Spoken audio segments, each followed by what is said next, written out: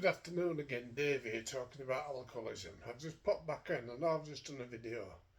I just popped back on because I'm thinking, when we get sober, it's very easy to just get into a rut. First few days, first few weeks, and we just sit there feeling sorry for ourselves. We've got the world on our shoulders. All the evil things are going on in our head, And one way that I try, on times that I've started drinking again when I've been sober a length of time, one thing that I try and do is I try to be positive. I try to do little things to start with, like tidying up the house if it needs tidying, which quite often if you've been drinking, there's a lot of stuff needs doing.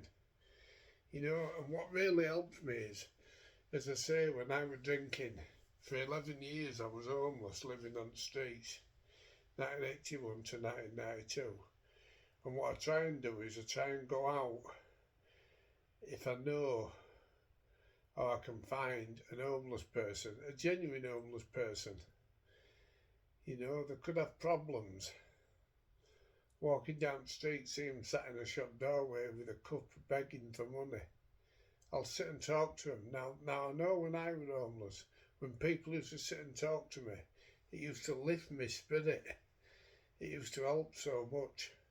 And I know you probably don't think it's got a lot to do with alcoholism, but it helps your mind being positive because it takes your mind away from thinking about yourself and you start thinking about somebody else, which is a positive thing because we've got to be positive. We can beat this drinking and we're going to beat this drinking, and I'll talk to an homeless person and try to get involved, because quite often they do have a problem. They could be drinking heavy, they could be using drugs, they could be whatever, but everything's got a reason. And sometimes just talking to them, accepting them as an equal, because I know when I was homeless, I used to feel lower than the low, like a piece of dog muck on the bottom of your foot. That's what I used to feel like, because people would walk past and go, look at the state of him. What, do you know what I mean? And just give you nasty comments. Or you'd get some clever person who'd walk past and kick your cup over that you were begging in. And it happens. It's like when you're sleeping rough. It's dangerous on the night time. In the early hours of the morning, there's a different part of society comes out. Society that you never see unless you've been there homeless. Because there's all sorts of weirdos and creeps and everything come crawling out of woodwork and walking streets. It's a very dangerous place. Even if you can handle yourself, it's still a very dangerous place. But as I say, that's what I do. I try and involve myself with the homeless because it's very close to me because I've been there, as I say. And just a simple thing like even getting them a sandwich and a cup of coffee. Or if you've got a spare few pounds, give them a few quid. It doesn't matter whether they spend it on drugs or whether they spend it on drink. The way I look at it, when I was homeless and people were giving me money, it helped me get me to my recovery because it made me really hit my rock bottom, get my drinking to the point where I couldn't do it anymore. And I turned it over, I got sober. But that was all helped by the amount of money I was given, which I used to spend all on drink. Just a short little brief video of this one. As I say, try to do something positive. Even if you don't feel up to going out, See if your next door neighbour needs anything doing, or see if you need anything doing. Be nice to yourself. You must have a fair few pound now. Get yourself something. I know you probably can't go out because you're probably full of fear and paranoia. Use your phone. If you've got money in your bank a little bit, order something online. Get yourself something nice. As I say, what I normally do is I go out and I get myself some nice, really nice, strong coffee. Buy myself something and treat myself. That's the way I treat myself. I never get myself much. Just treat myself. You know, or if you've got a partner that's out at the moment, either at work or whatever, you know, you're at work and your partner's at home, do something nice for them. Think of their favourite meal that they like and make them it for tea, for when they get in, when they get home. You know, all these little things help. And I know it's helping other people, and it isn't just appearing nice. Mentally, it helps you as well, because you feel better for actually doing something, achieving something. And it's not taking advantage of the homeless. If you go out and you're like a good Samaritan and you stand there talking to them, let them talk, you know, because they really do need to talk. Chances are they've got a lot of pain and a lot of confusion going on in their heads, you know, and you will feel good by helping them. You know, we just moved last October, and I don't know what the situation is round here for homeless people.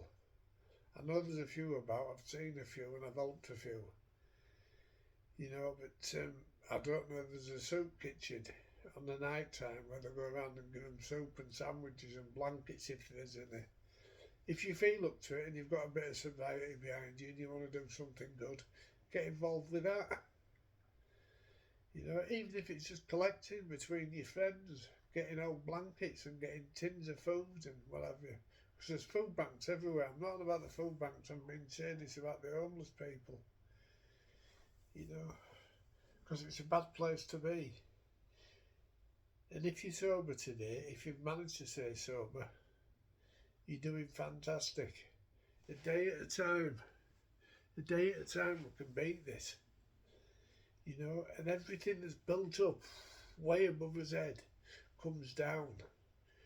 And the longer we stay sober, the more we get the confidence to deal with like debt, like I mentioned. Get in touch with Citizens Advice if drinking has got you in debt, or if your partner doesn't know that you're in debt and it's very secretive, doesn't know that you're heavily in debt, you've kept it secret from them.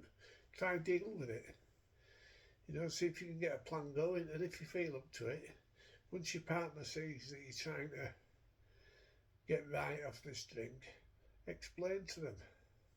They might go mad, they might say, what the blooming heck? You know, but together you can make a plan.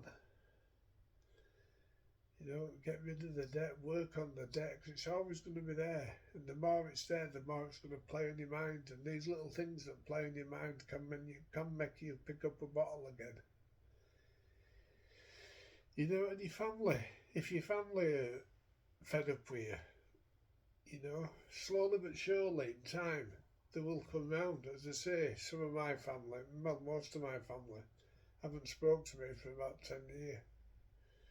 I don't know if that was a disgrace to them, whether they're embarrassed about me, or whether I've said something in drunkenness in a blackout that has upset them and turned them against me. But whatever. I've got a lovely partner, Vicky, and a family, my stepsons and a grandson. You know, and I spend all my time with them now. They've accepted me and I accept them. You know, we've been together about 10 years, me and Vicky now. She helped me get sober. She picked me up when I was on the streets.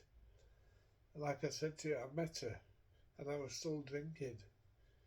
I was dressed like a mucky old tramp, you know, and drunk as a skunk. But yet she saw something in me. She could see that I wasn't that crazy person. I'm still crazy now. There's times when I'm still crazy, but you know, it all will come. All will sort itself out. Right, that was meant to just be a brief little chat, a brief little video I was doing. But stick at it.